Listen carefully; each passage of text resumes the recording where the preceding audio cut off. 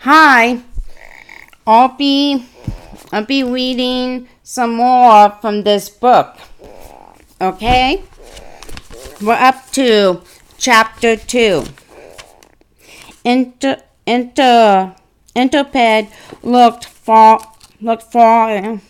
aside, where the Enterprise gleamed and shone with light, like an angel swooping to greet its aged ancestor. The Intercept was a dark stone, looking as if it had been carved from a single piece of ore. Her hull was dull and pitted with scratches and holes, and her viewpoints were as black as the void all around, as if the ship was interwoven with it and part of the world itself. In spite of all of that, she was beautiful. Lee Forge could feel his breath catch in his throat when he came onto the bridge and saw her there, framed in the main view screen. He had recognized the shape at once, of course, but bringing himself to believe, his eyes took a little bit longer. That can't be what it looks like. My thoughts exactly, Wolf mumbled. According to our scans, it can indeed be what it looked like, Picard said firmly. An NX class vessel, hundreds of light years and two centuries from here. History tells us she was destroyed by a Romulan mind. GEODI patch. The central readings that CHOUD HURY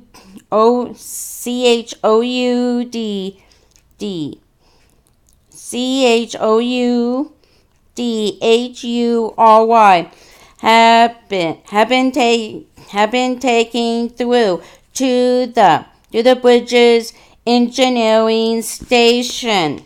It doesn't look like there's any sign of what actually did happen to her. Indeed, she is something of a mystery. Lee Forge could hear Picard's interest and excitement in his tone. The captain always enjoyed a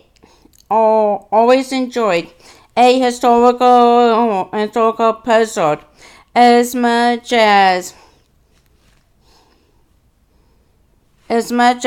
GEORDI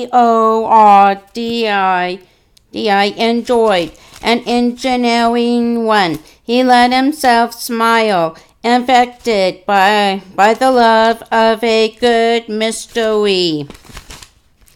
There is a lot of weathering by micro meteoroids and radiation, but no signs of anything like a major collision. No sign of weapon damage, and no hint of energy remaining in the Interped system. Not that our sensors can register. Lee Forge was already thinking ahead. There may be something in internal storage, but we will need to go and take a closer look to be absolutely certain one way or the other. That's what I was hoping you say GEO GEORDI.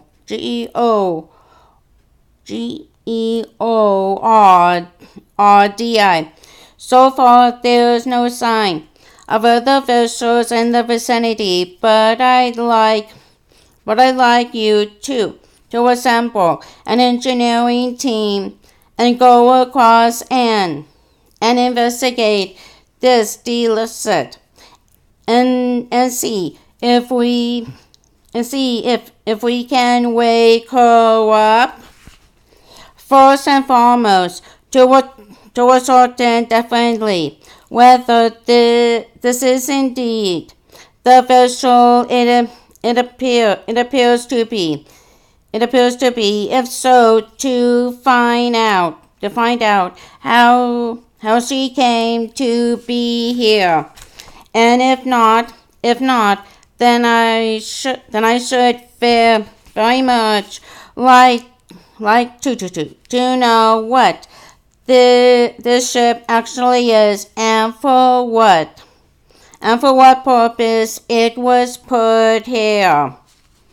GEORDI understood. In case it's a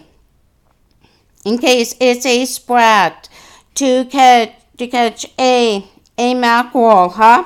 Precisely, because turn to CHOUDHURJASMINDR.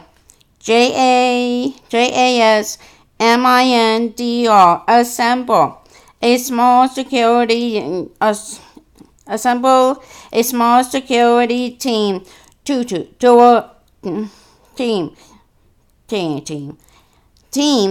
accompany Mr. Lee Forge's team. It's unlikely that there would be a threat over there, but why? But why take the chance? CHOUDURY gave an approving nod. I'm on my way. The corridor was momentarily illuminated by the transporter beam. Stray molecules that had been captured along with the travelers giving up their energy in the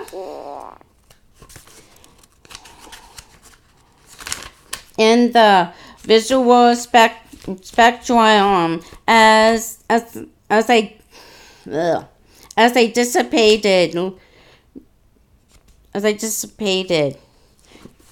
GEORDI.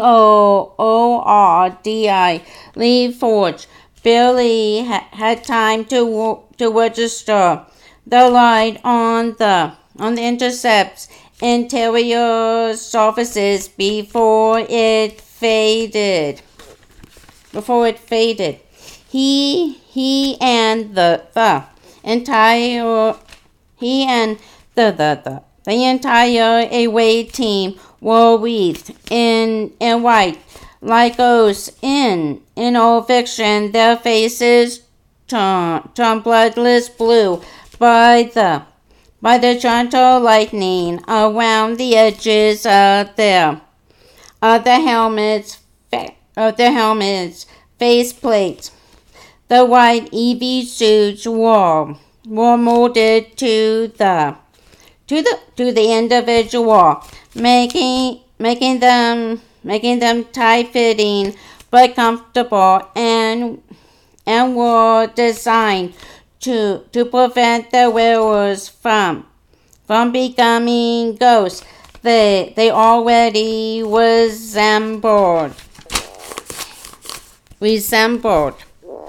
CHOUDHURY was the first to activate the Sims beacon set onto her helmet, the others following a second later.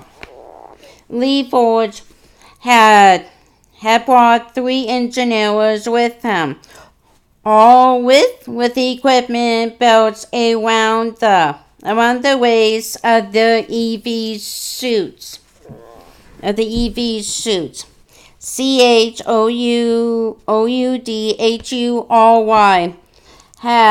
had belts around the waist of the EV. CHOUDHURY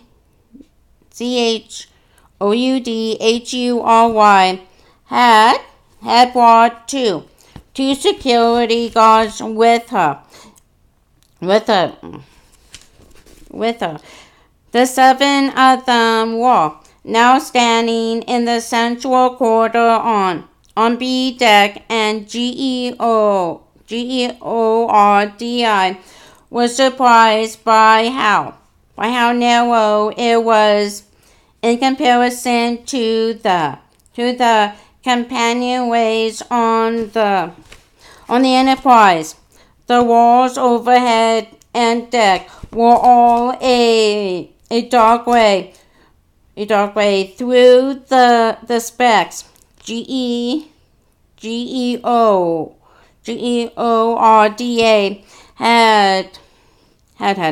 had downloaded suggested that there were once color variations. No atmosphere, CHOUDHURY announced, consulting her tricorder. Her voice came through the helmet speakers quite crisply. There was no gravity either, but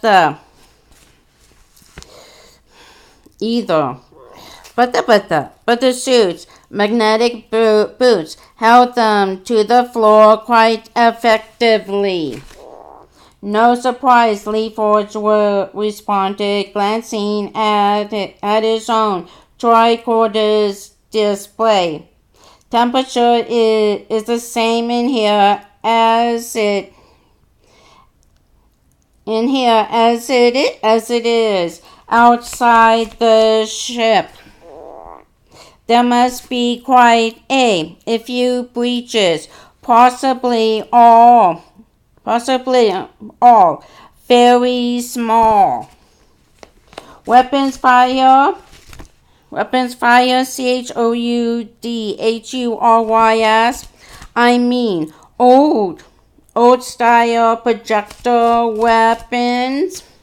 LeForge shook his head, forgetting that his helmet wouldn't respond with the movement.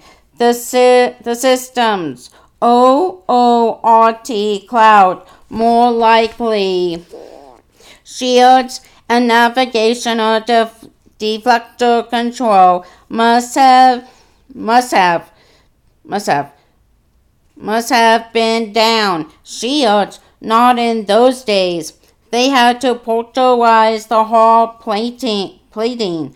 Back then, shields were, well, not exactly science fiction, but definitely something that was not in Starfleet's arsenal. He turned, directing his beam in both directions along the corridor. As for the navigational deflector, I'm guessing that must have been out of a commission long before the ship got to this system. CHOUDHURY hypothesis. 2 guards move to either end of the corridor. Their phaser rifles held ready but not raised. The engineers spread out consulting their equipment. TAURIK closer to Lee Forge, and CHOUDHURY showed them the readings on his tricorder, which had been configured to read radiation levels. Commander, the radiation on board is above background level, but not severely so. The decay pattern suggests it has been higher in the past. Not much higher though. Lee Forge watched a line track across the tricorder screen and brought up some recorded benchmarks to compare it to.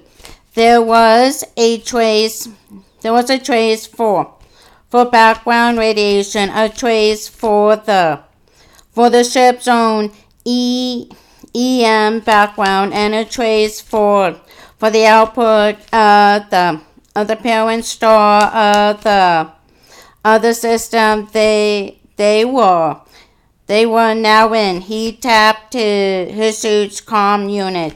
Lee Forge to Enterprise. Go ahead, GEOORDI. Picard's voice answered. Captain, the radiation pattern here is consistent with the intercept having drifted across the system for 200 years. And the micrometeoroid damage? If the ship drifted in through the OORT cloud with no shielding that properly match up to, Captain. Though we'd have to double check the composition of the cloud. I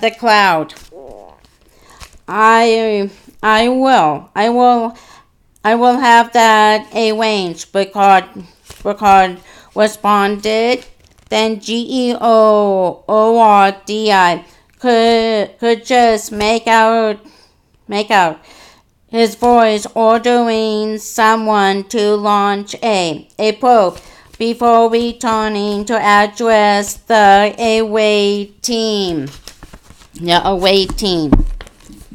GEORDI. Is it your opinion that the vessel is genuine? We have only seen some quarter space so far, Captain, but it's definitely old.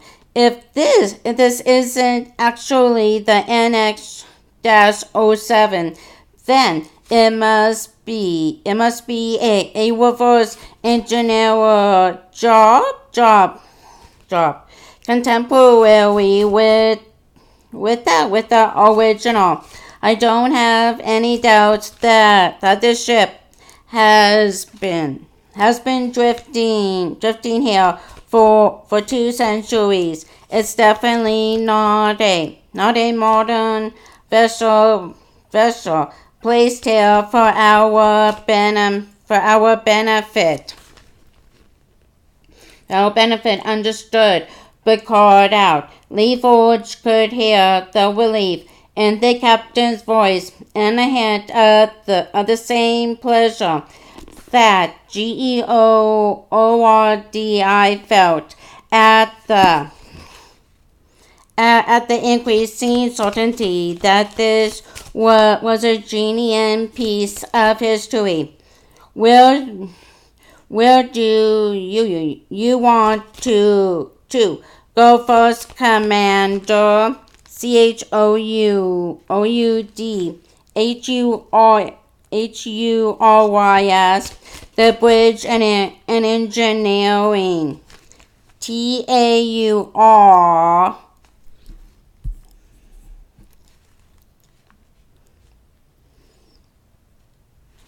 the bridge and engineering. TAURIK, engineering takes up the aft sections of D and E decks. Take VARGAS with you and check out just how old the engines and the power systems are. I would take KHALID and look at the bridge. Commander, CHOUDHURY, addressed. Or people go with TAURIK. Just in case, I will accompany Commander Lee Forge as TAURIK,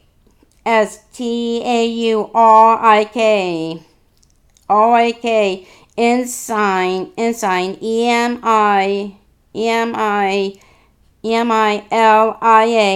VARGAS, and the two security men set off toward the aft end of the corridor. GEORDI led CHOUDHURY and ensign LEON KHALID a few steps in the other direction. He stopped at a man-sized access panel. There's no power for the turbo lifts, so we will have to climb. He felt around the edges of the panel. The EV suits, gauntlets make it harder to get a grip, and heaved with all of his strength. The panel remained closed. It seemed to be fused shut. KHALID, hand me a pry bar. The ensign drew a stout metal bar from his equipment belt and handed it to Lee Forge. With some effort, GEORDI popped the panel free, and CHOUDHURY helped him move it aside. They shone their lights into the space beyond, which was a black hollow, like the socket of a recently pulled tooth. The lights picked out the glinting lines of a ladder at the back of the space leading upward. This should take us up to a deck. Perhaps I should go first. CHOUDHURY suggested. If you want, sure. He gave her a facial cutter.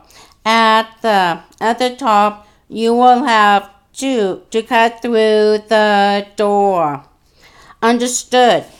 CHOUDHURY ascended the ladder, and after a moment, KHALID and Lee Forge followed her. It was only a 4-meter ladder, but by the time GEORDI Ordi reached the top, he could see the light of the facial cutter, a roughly oval section of the door, its edges still glowing, toppled outward with a heavy thud that Lee Forge could feel through his boots.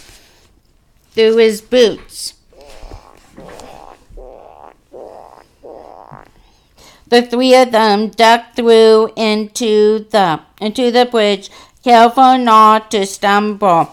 The crisp clarity of the Sims beacons in the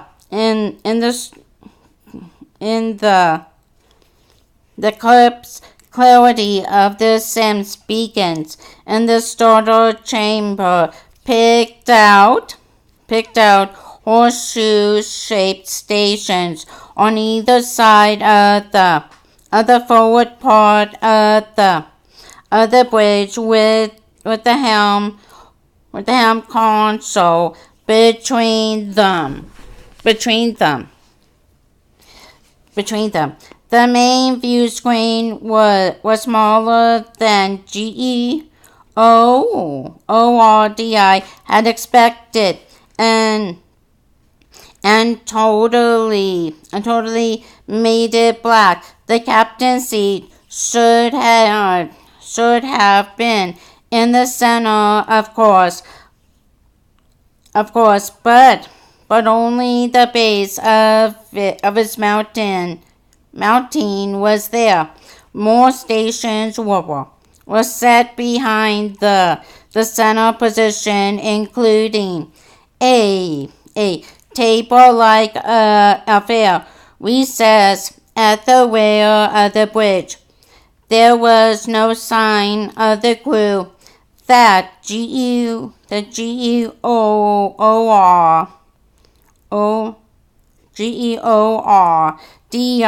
could see. There were a surprising number of handholds around the bridge, and the control consoles had a lot more buttons and switches than Lee Forge had seen in a long time. It was a good thing, he realized as they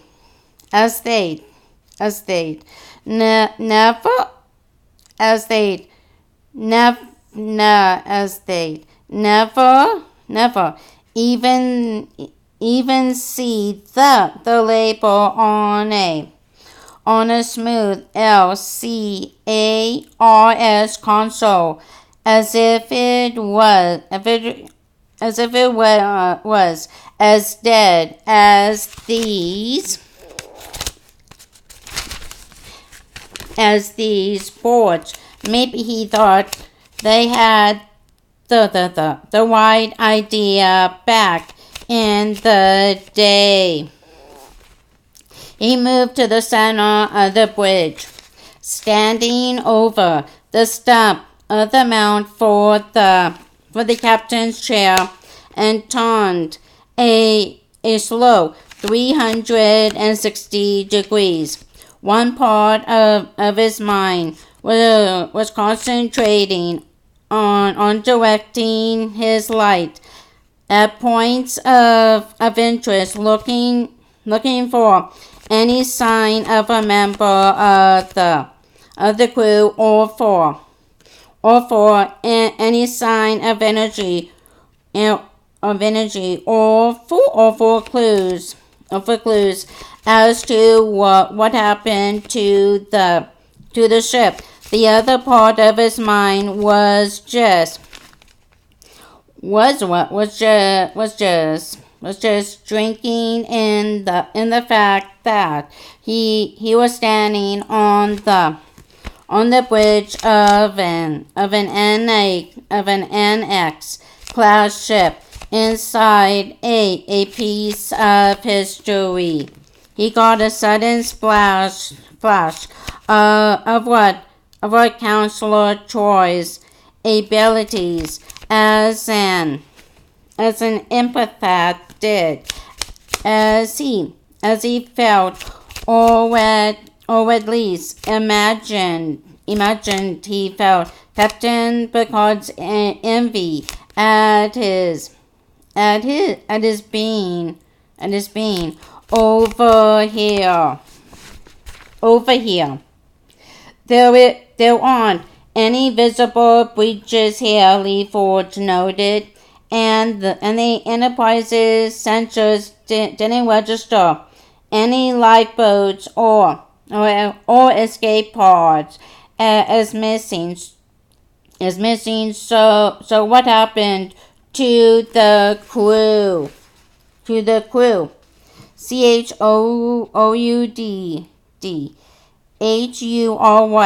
managed to make her swag visible through the EV suit. Maybe another ship took them off at some point before or after the Womberlin minefield.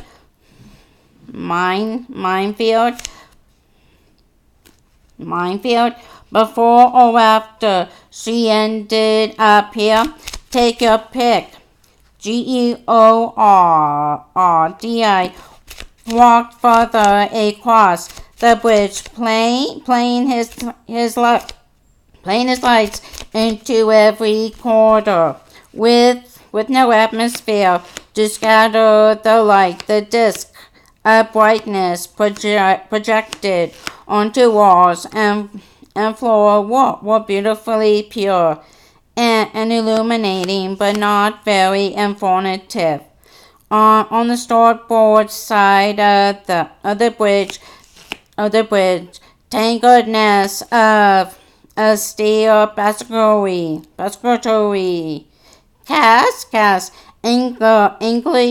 inky shadows. It took GEORDI a moment to realize that they were the mangled remains of the bridge's chairs. I wonder how much force it would take to whip the center seat, mounting a part without leaving any other marks on the ship. CHOUDHURY added. A bomb or grenade in here might have done it, but there's no shrapnel damage. Whatever happened in here, it wasn't an explosion. If any of the crew survive, you think they need to have replaced their chairs for the stations, and if not, then who moved the bodies? She said, finishing the thought for him. Exactly. KHALID. LaForge ordered the ensign scan the structural framework around the bridge and let's see whether we can get a handle on what stresses it's been under and when. Also look for any sign of microscopic breaches. If we can pressurize the bridge at least that will make checking out the rest of the ship a lot easier.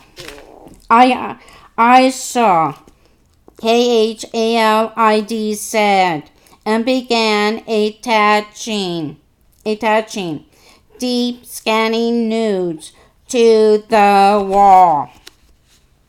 They would send the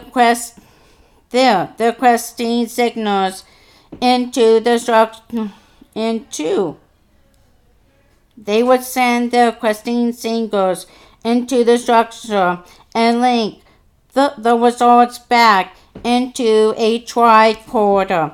It was slower than a standard tricorder scan. Than a standard tricorder scan, but a lot more precise. While he did that, Lee Ford walked around to the engineering station and opened a panel. He probed the circuitry inside with a handheld unit, introducing power to the ancient systems in the hope of seeing where it would flow and where it would leak.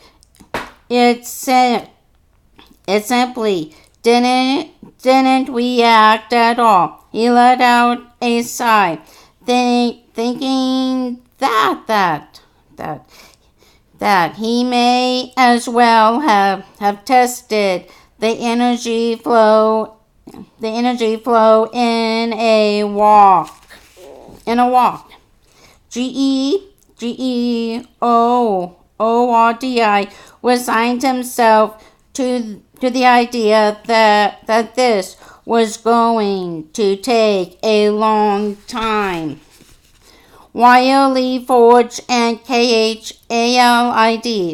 went about their business, CHOUDHURY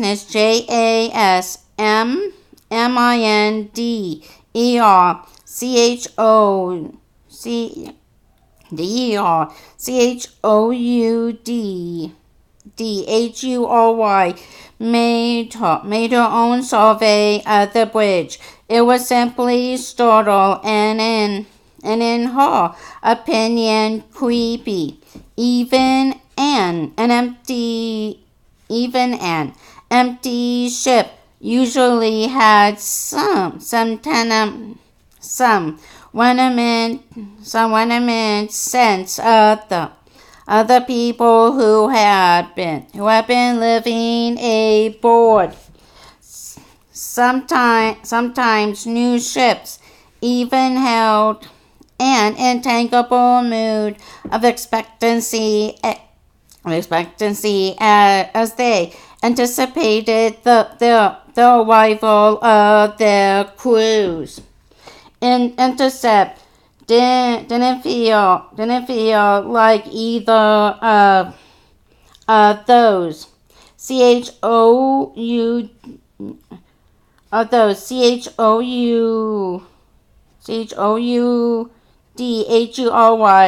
thought that it simply felt like an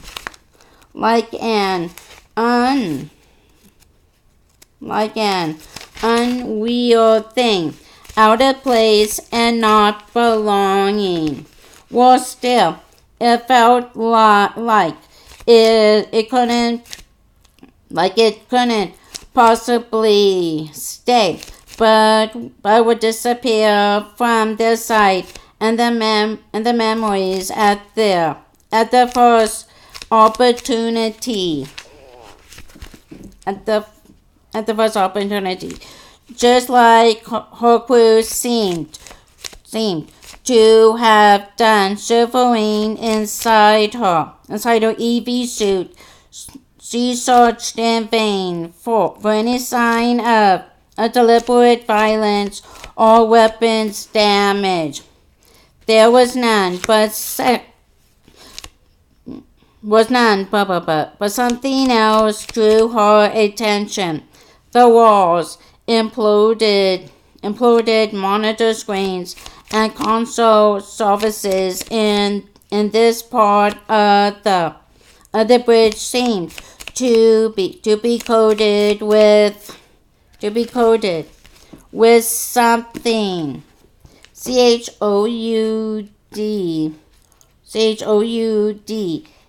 CHOUDHURY couldn't tell. couldn't tell what it was just from looking, but it gave her a most uncomfortable sensation. It was solid like a thin layer. It was solid like a thin layer of quick sandstone, and so black and gray. When she cast her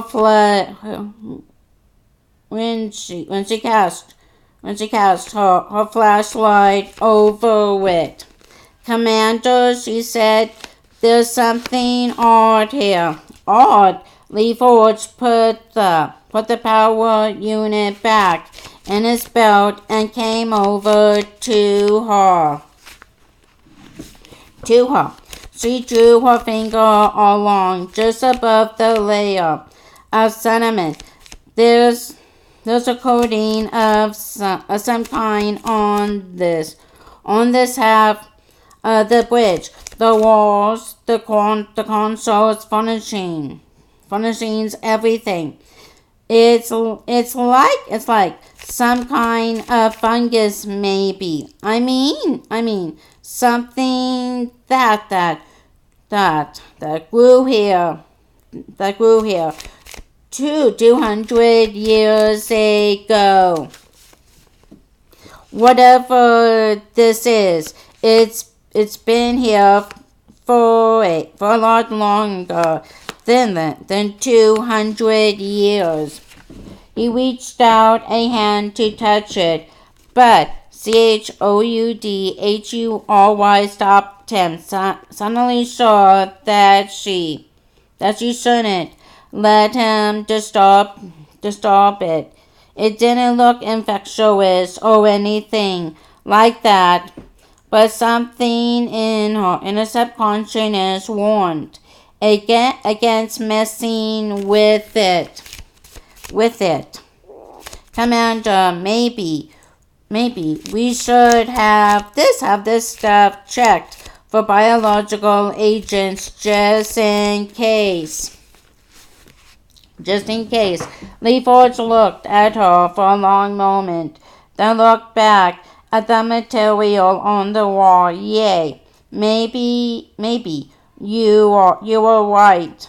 LeForge 2, Taurik.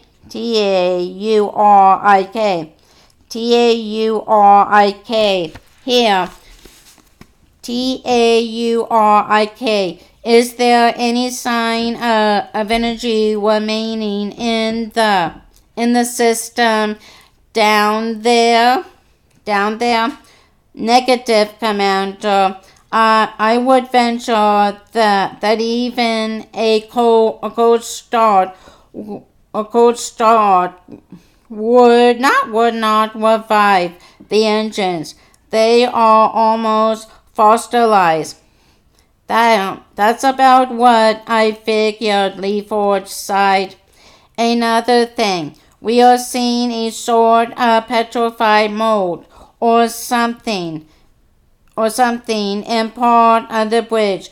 Is there anything like that where you are?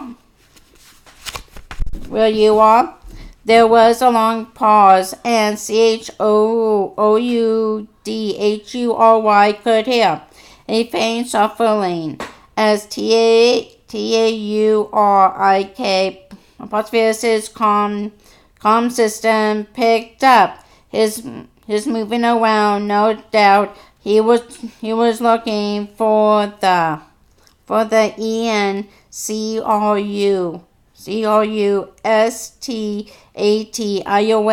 "Yes, Commander. I see some material that fits this description." "Okay, Taurik. Don't touch any of it for now." "Understood, Commander." LeForge thought for a moment. His enthusiasm for this piece of history waning. "LeForge to Enterprise," he said at last. "We had discovered some material spread across some of the surfaces over here. It may be some kind of mold or fungus growing in the vacuum. Picard's voice came back. No, sir. It seems to be completely dried out, petrified like stone. But I'd like to have it checked out for biomatter. Stand by. GEORDI. A couple of minutes later, sliver lights blazed in the center of the bridge, and Dr. Beverly Crusher materialized in an EV suit carrying a medical case in one hand. You asked for a house call. GEORDI.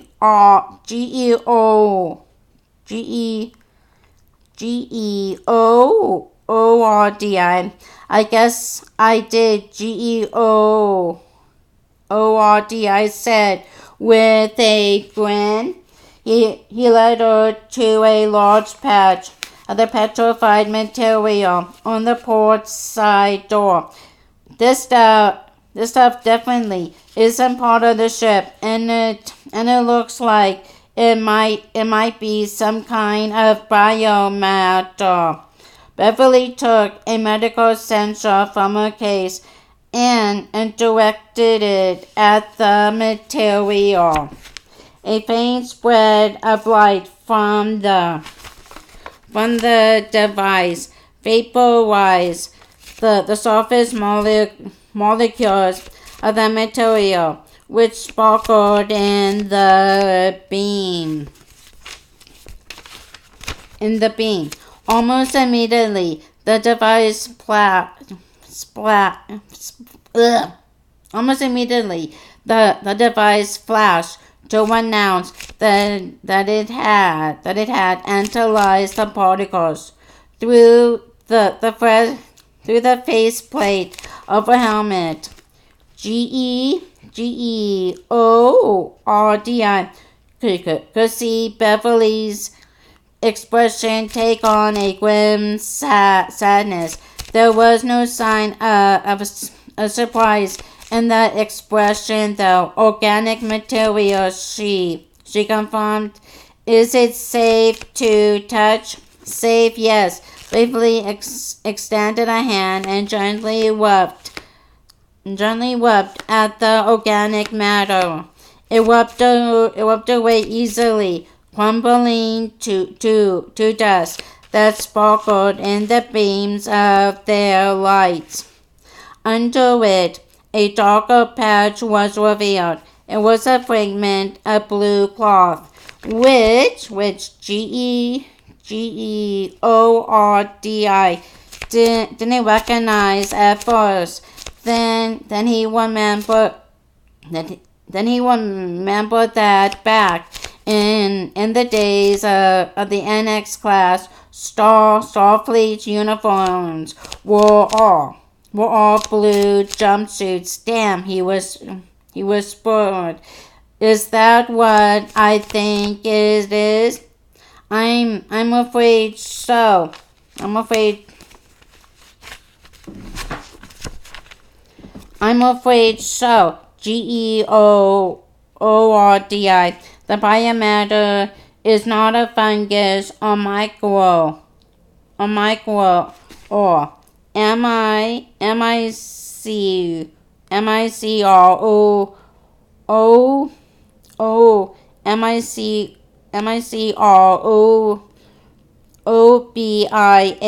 growth. That is the remains of the crew. How can it? GEORDI bit off the question. INERERTIAL.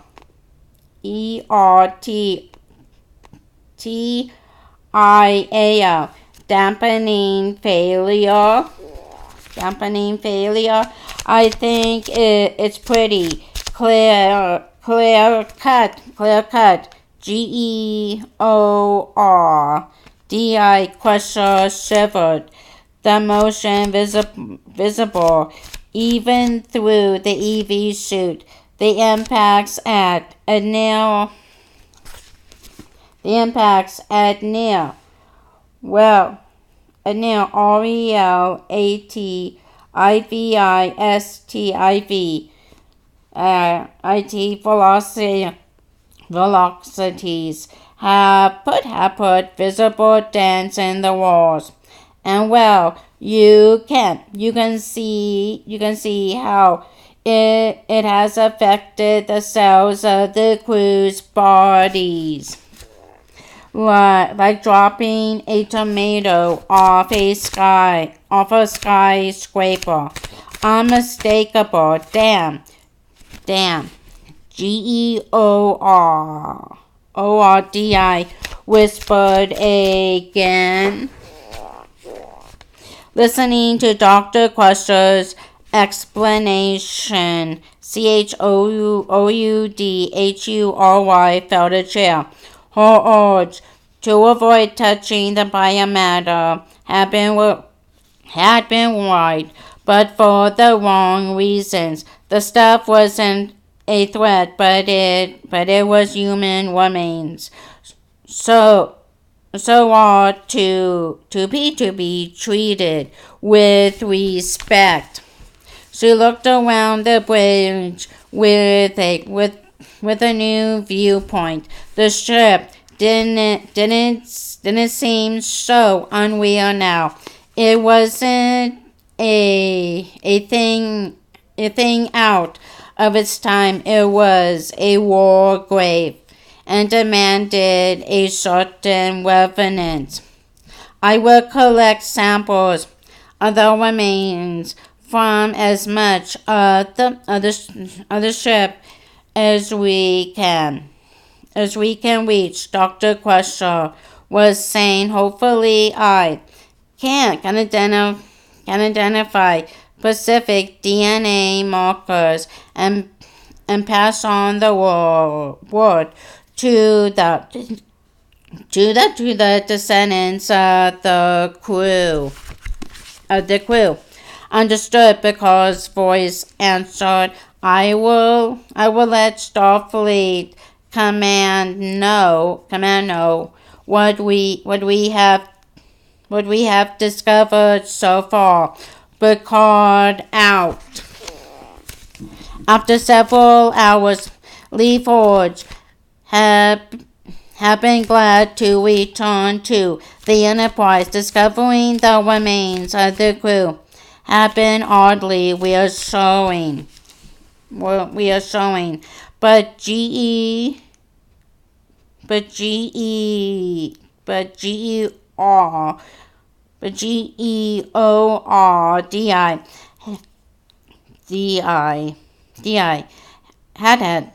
had put in enough time trying to get power into Interped sockets to know that it was going to be a long and frustrating job. If it was even possible.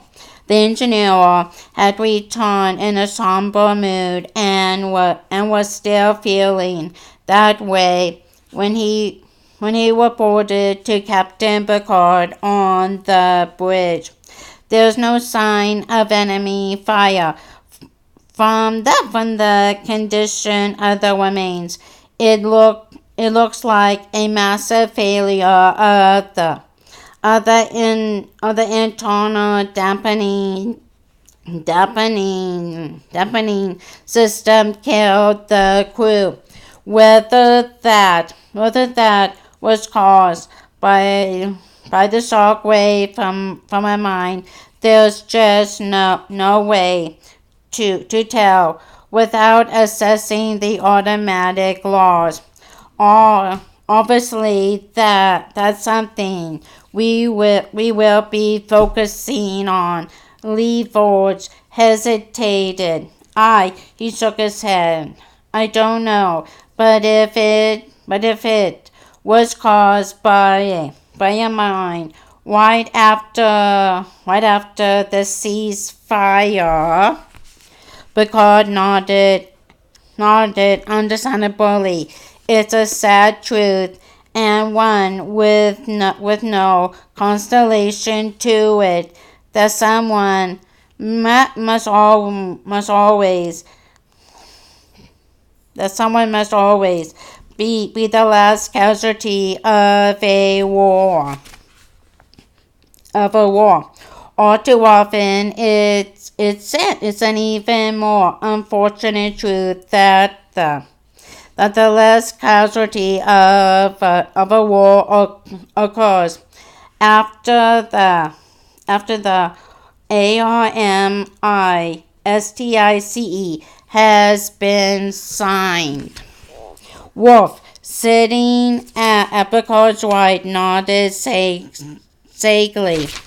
There are always units at the front line too far away to receive the message at the same time. At the same time.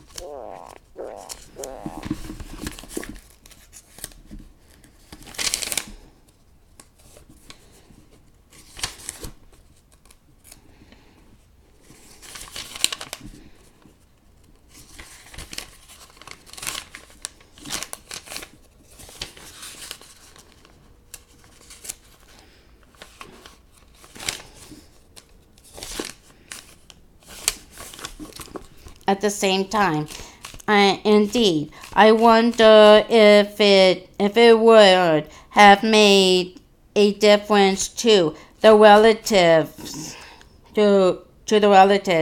at the end of the Enterprise crew to know that their loss was not that of being a post ARMISTIC casualty of war. They still died in the line of duty, Worf said approvingly. Whatever happened to them, they bear no shame because of it. Lee Forge didn't think that made much difference in the end, but appreciated Worf's sentiment. For known position were those of chief engineer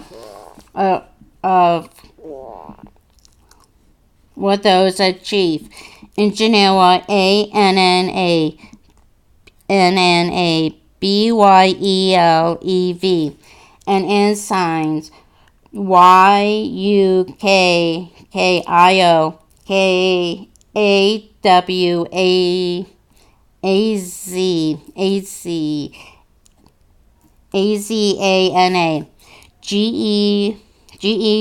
GEORGES TOUSSIAINT and ROLANDBRAAZZI, all members of Intercept's engineering sections. Had they abandoned ship? Lee Forge asked. TAURIK didn't report any sign of hull breach on the engineering decks. Picard shrugged. The records don't say, however. All four were wearing environment suits, and we know that some repairs were scheduled. He looked thoughtfully at the ship on screen. Members of the medical staff were still over there collecting samples, and the engineering investigation have been put was still over there collecting samples, and the engineering investigation had been put on hold. It was as Choudhury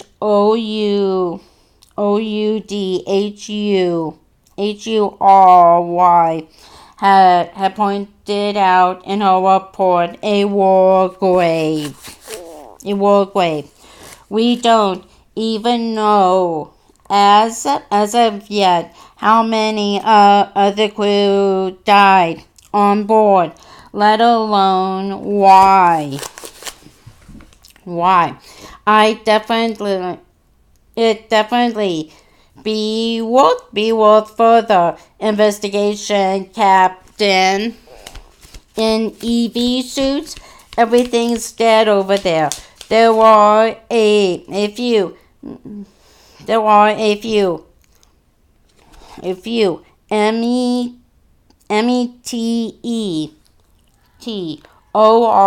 METEOROID punctures that could use patching, but once that's done, there's no reason we couldn't pressurize the interior from a portable system. The bridge is still sealed and could be pressurized right now. Right now, I understand that, Picard said, but Dr. Crusher has recommended that the ship remain as a vacuum for the moment to prevent further decay of the crew's remains, at least until they are all identified and the relatives informed.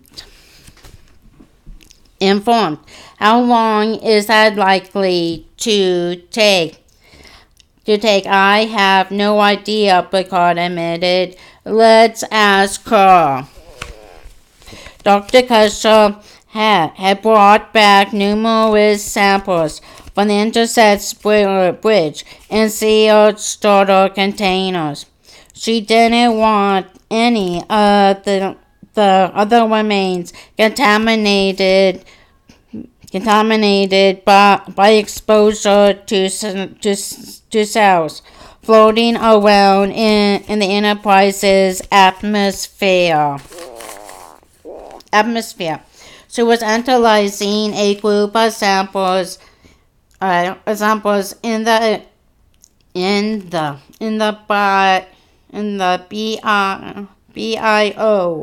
BIOPSY lab off sickbay when Jean-Luc and GEORDI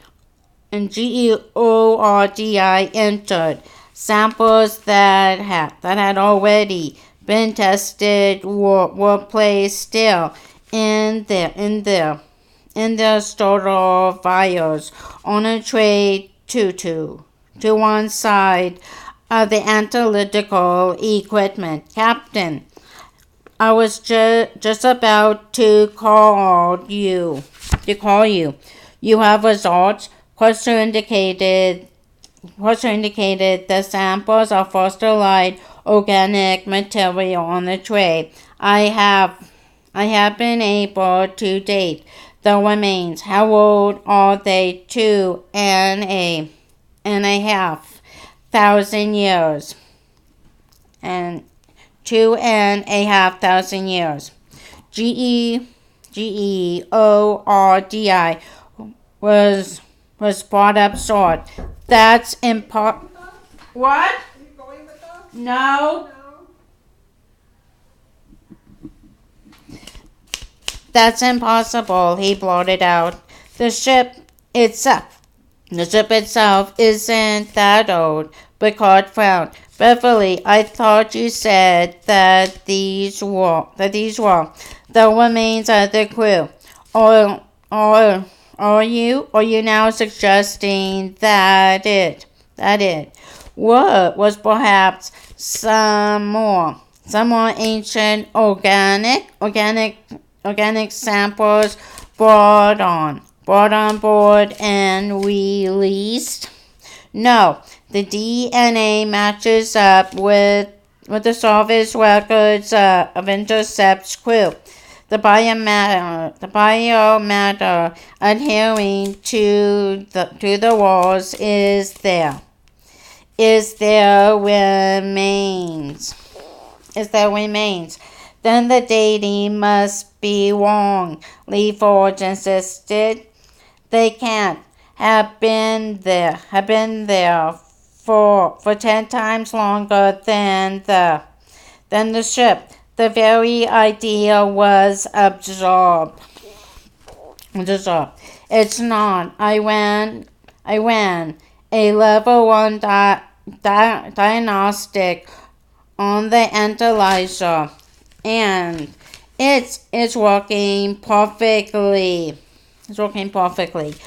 I don't know how it's even possible, but these are the 2.5 thousand-year-old remains of people who lived and died 200 years ago. 200 years ago. Could they have traveled through time? Could the intercept have been thrown back in time as we now know that Columbia was?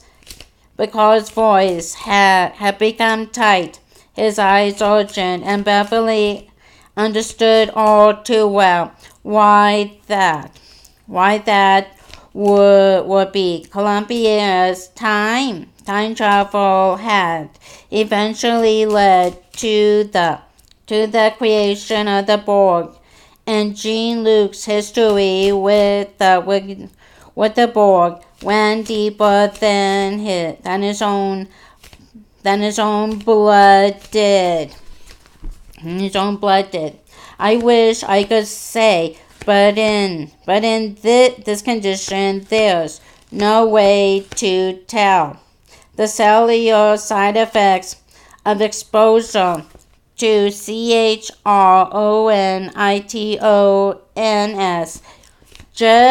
just won't show in such damaged samples. The intercept itself will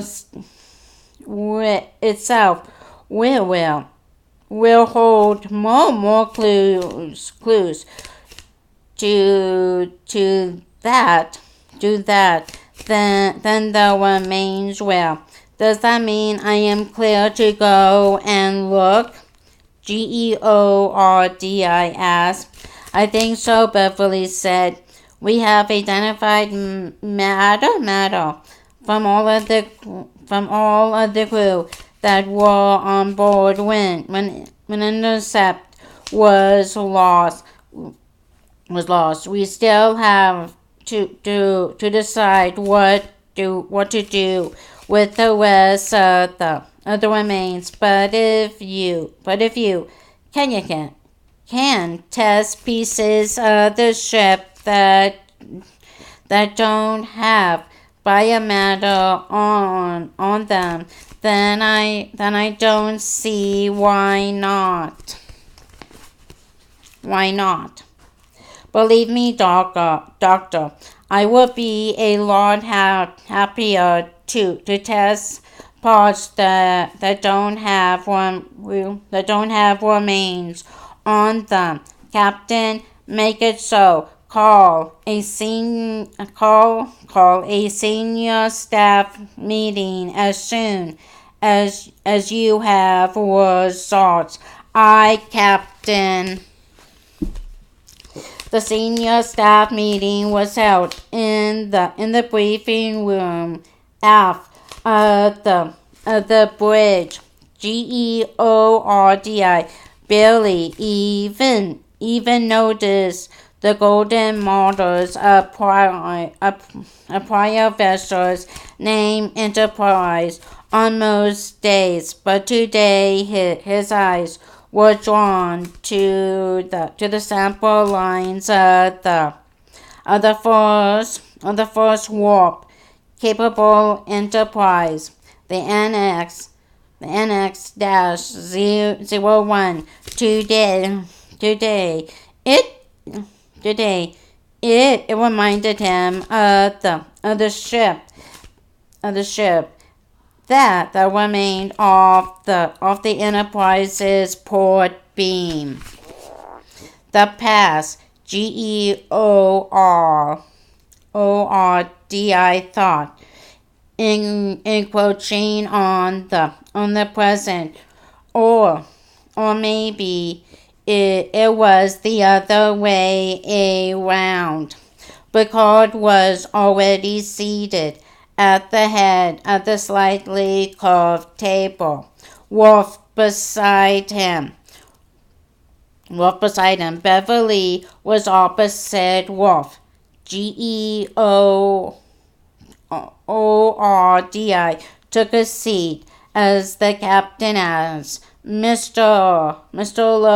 LaForge, do we have results on the matter of this discrepancy between the ages of the Intercept and the remains of her crew?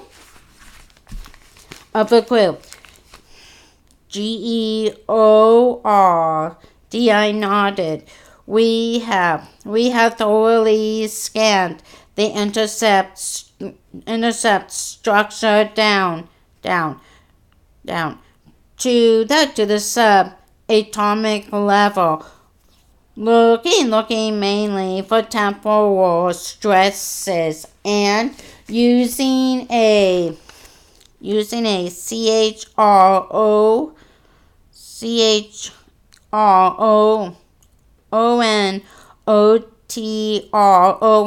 refraction index CHRONOTRON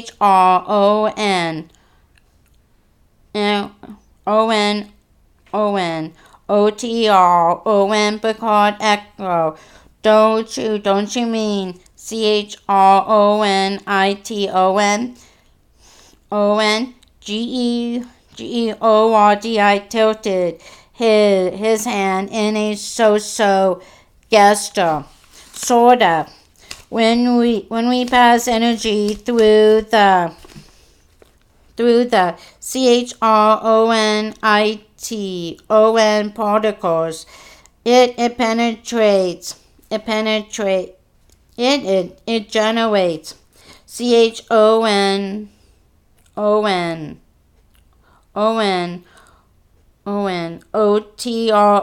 radiation and its temporal spectrum.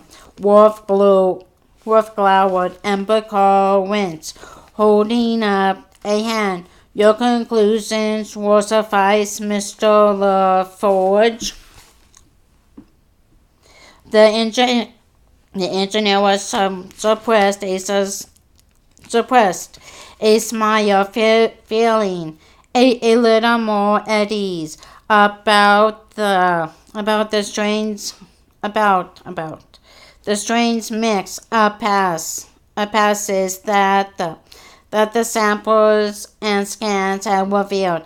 The stress patterns in the structure of the vessel show that there was definitely a massive failure of the ENERTIAL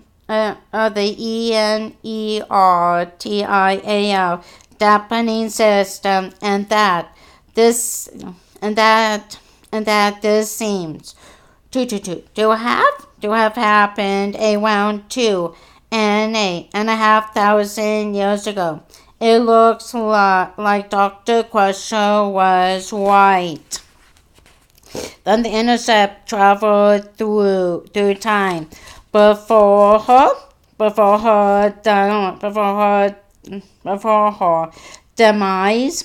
Not necessarily.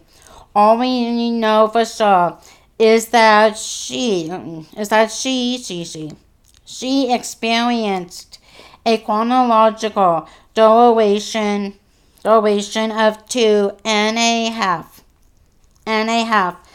thousand years. And what to the rest of us is only 220 or so. There were quite a few ways in which that could have happened from relativistic effects due to in reference by the Q.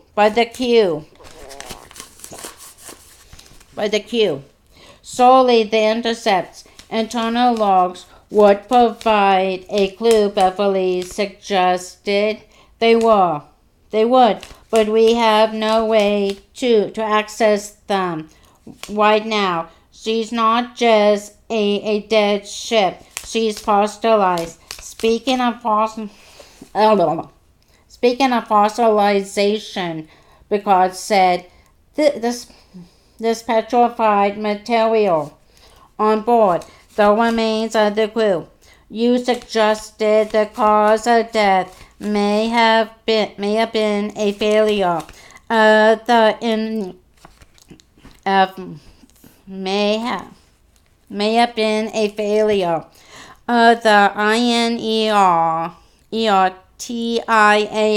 dampeners, the organic matter coating the internal surfaces of the vessel fits with a sudden, instantaneous, in fact, catastrophic failure of the internal INERTIAL dampener. Pressure confirmed. Worf pointed out no one would go to warp, knowing that the INERTIAL dampeners were offline. So perhaps the failure was as they went to warp.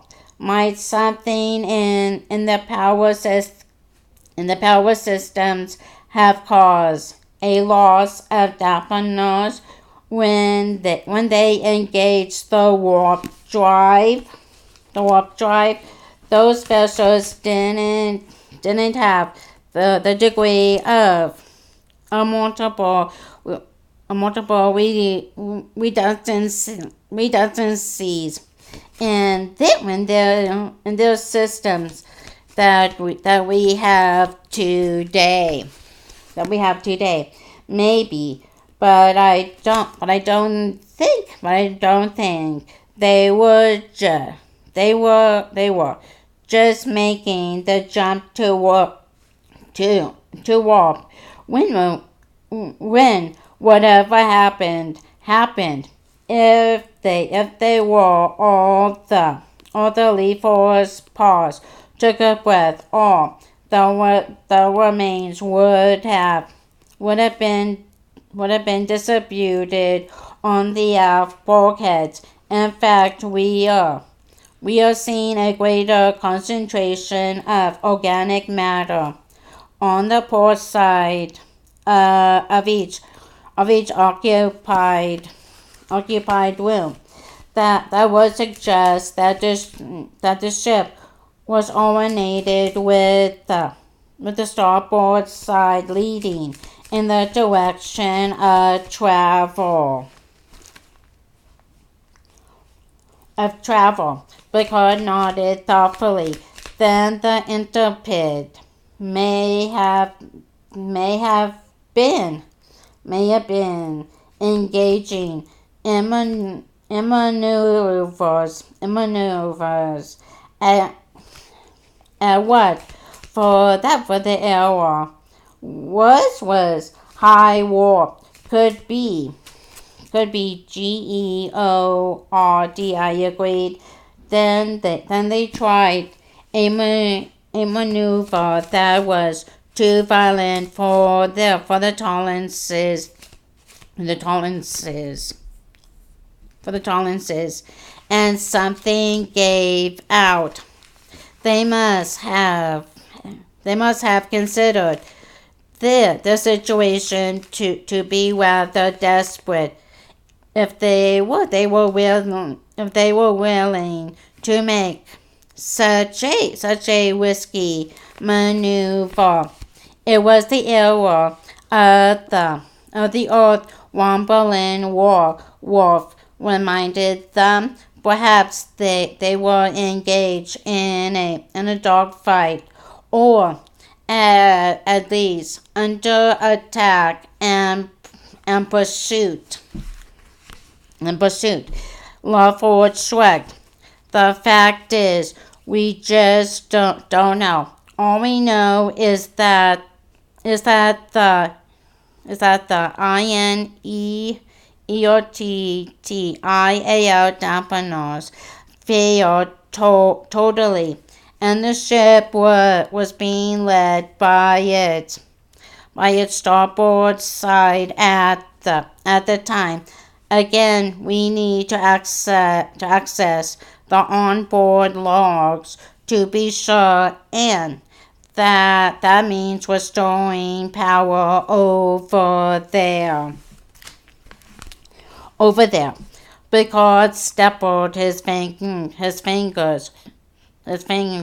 What are the chances of bringing the intercept systems back online? Less than zero, Captain. Our systems just aren't compatible. It would be like trying to start a steam engine with impulse power. Columbia systems were brought online during her recovery. After several years, GEORDI said pointedly, and with specialist equipment, there wasn't as much radiation damage, and she was planet bound. The Enterprise just isn't equipped for that kind of operation. Maybe if Starfleet can send a salvage vessel with equipment calibrated from Columbia, I will notify Starfleet of our discovery and see if they concur. I hope they do. It would be a shame.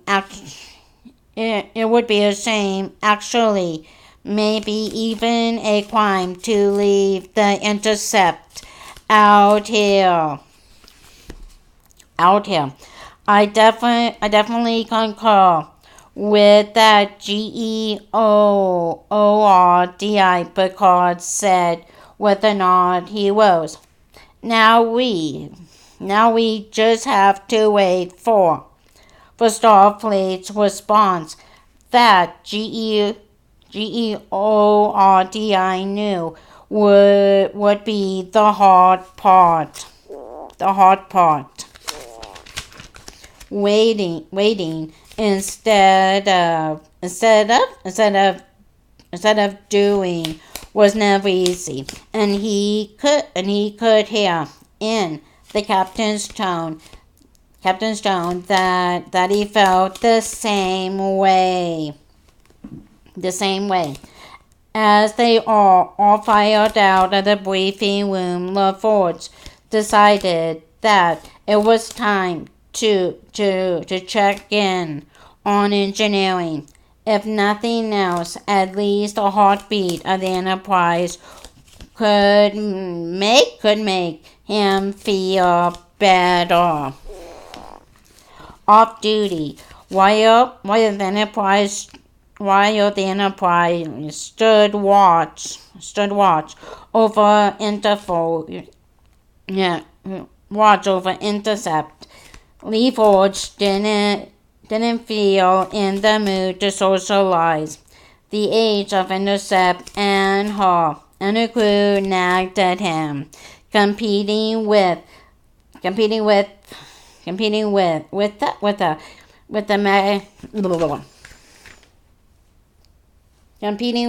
the Melancholy that came with realizing one was walking among the dead. He had also been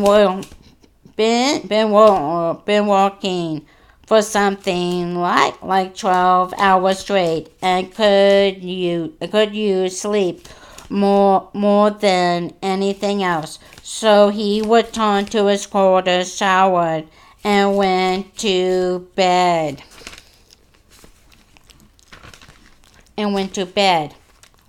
Geordi had almost fallen asleep when he remembered that he still had the damn message to compose to TAMALA on the LEXINGTON. He had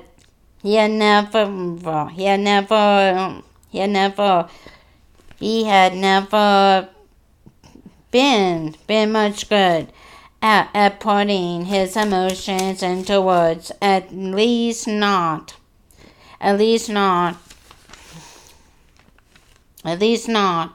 where romantic relationships were concerned, and had the sneaking suspicion that anything he said in his attempts to reassure her that she was foremost in his thoughts would have exactly the opposite effect. It always seemed to be the way that anything he said or did to make things better between himself and a partner just made things worse. Instead, maybe he thought, I should try making things worse and see if that actually make things better. He wondered what TAMALA would have made of the Intrepid and her crew. She was in the medical division, so the remains would have been of more interest to her. He supposed maybe he should tell her about them in his message. Tell her about the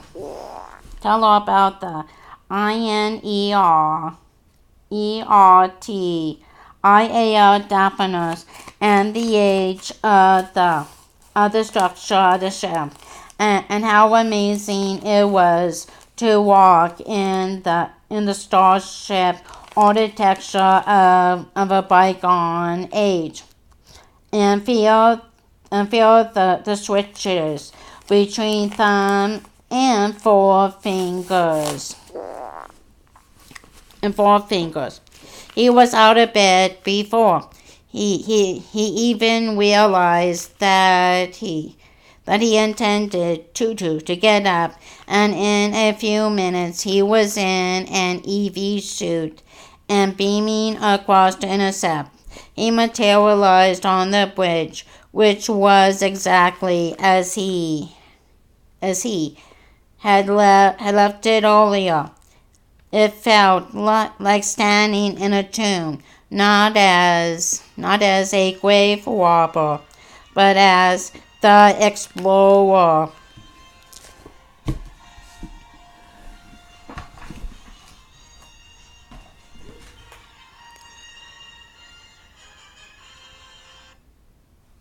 Hello? Hey.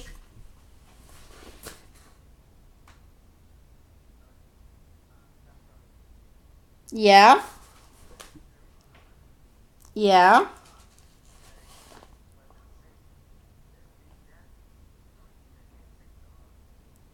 Yeah? Yeah? Yeah? Okay. Yeah. Yeah.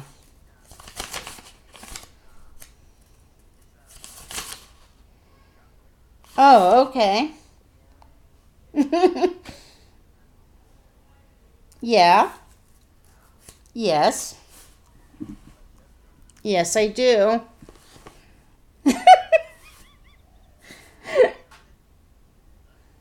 Yes, I do. Yeah. Yeah.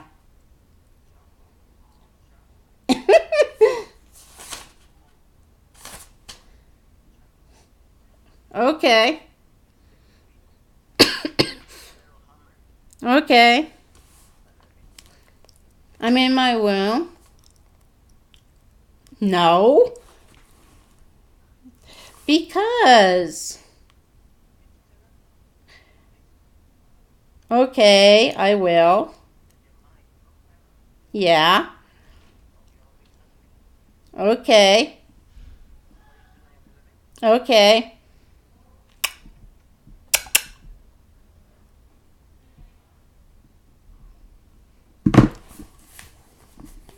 He materialized on the bridge, which which was which was exactly as he had left it earlier. It felt like standing in a tomb, not as a grave robber, but as the explorer. This this must this must have been how Howard Carter felt when he discovered the tomb of Tutankamen.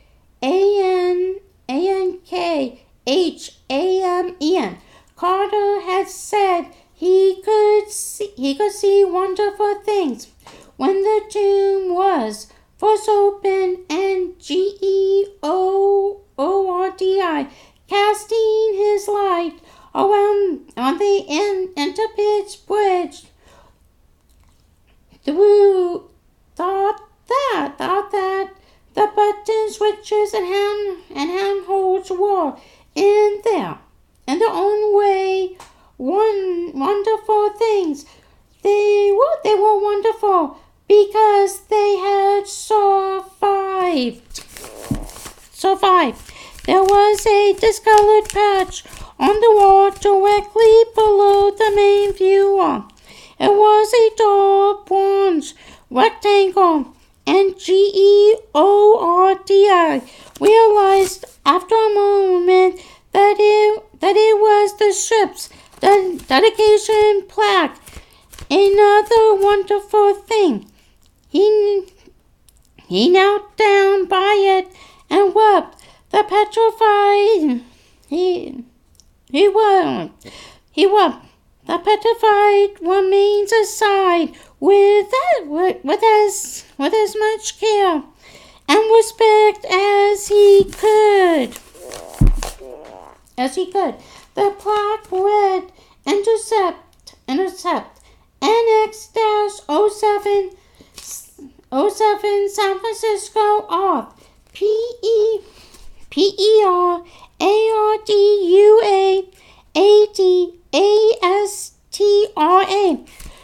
PERADUAADASTRA through hardships to the stars. It suited the ship as she had certainly undergone untold hardships, and yet remained among the stars with her crew. The gray matter stepped to the fingertips of his EV suit's glove, and he was glad he was wearing it. The thought of having the remains of the crew rubbing on his skin was repulsive in a weird way. The fact that the organic matter had faded and gone gray somehow felt worse. It was as if it had been some alien spore growing over anything rather than the remains of the crew, which at least would be something he could make a connection with.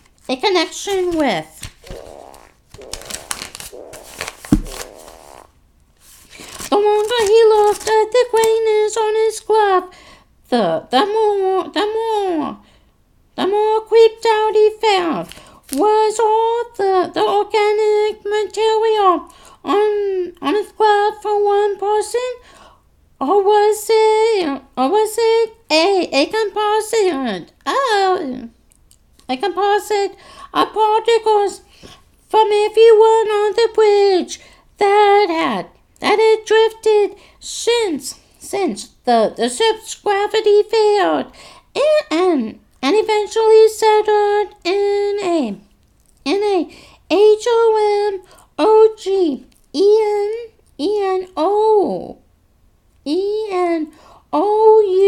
HOMOGENOUS layer. He wasn't sure. He wanted to know.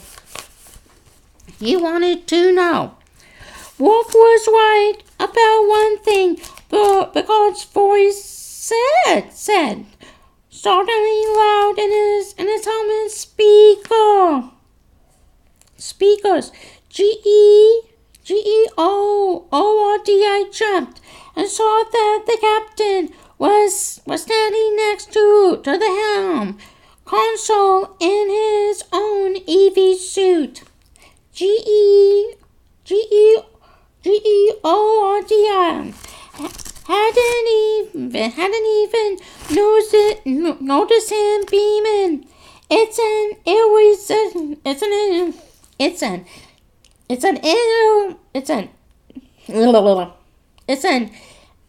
irresistible urge.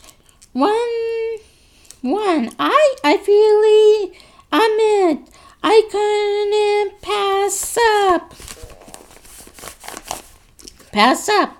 I was just thinking about how Ricardo and TUTANKHAMEN Professor's Tomb are wonderful things. Exactly. GEORDI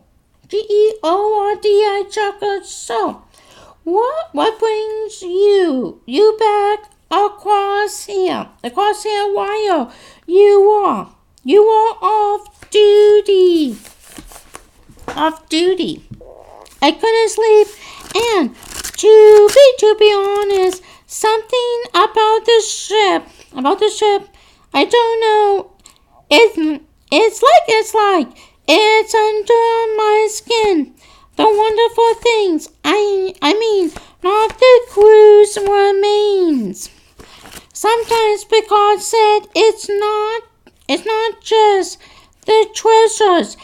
The draw was to the past, but a human connection. When we view the artifacts of TUTANKHAMEN,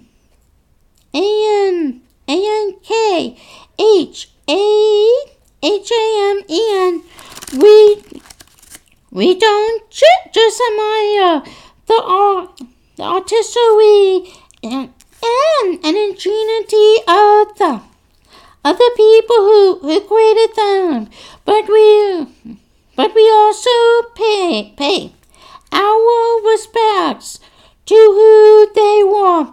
We remember them.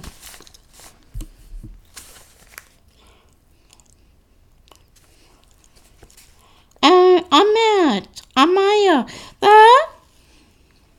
when we view the artifacts of TUTANKHAMEN, we don't just admire the artistry and ingenuity of the people who created them, but we also pay our respects to who they were. We remember them. Leaford looked at the remains on the walls. Some of it had been removed for analysis and identification, but that just meant that more fragments of uniform were exposed to his light. Blue cloth with occasional red or yellow piping. I think a lot more people will be remembering the crew of Intercept. Indeed, they will. Picard step closer, looking at the dedication plaque. Being able to step into that which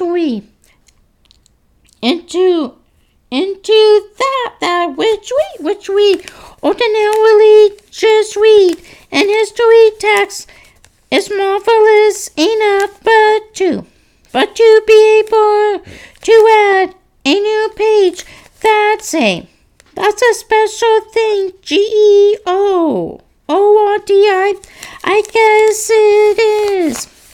We are standing in our own past, so to speak. Only that past isn't the past we thought it was. Now we just have to work out what past it actually is. Picard gave a little chuckle that I am content to let Starfleet work out. Okay, that's the end of chapter 2.